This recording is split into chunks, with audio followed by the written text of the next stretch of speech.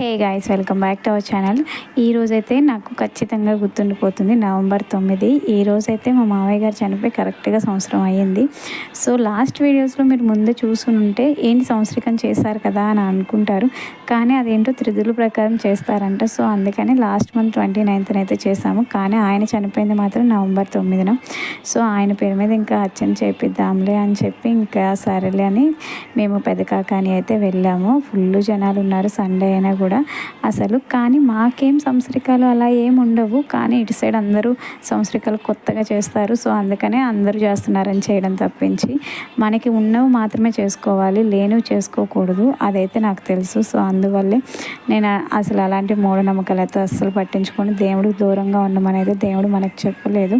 So అందుకని నేనైతే అలాంటివి అస్సలు నమ్మను. నేను ఏదైనా భగవంతుడిని నమ్ముతాను.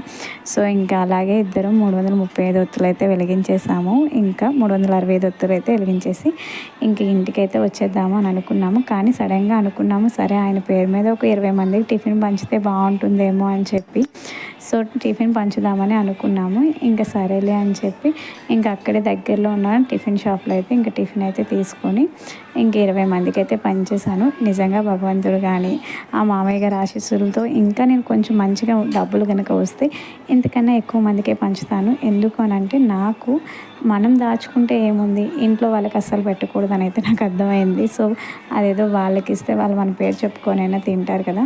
ఇంకా హనీకి కూడా అలవాటు అవుతుంది పిల్లలకి పంచడం అనేది. నిజమేనా కదా?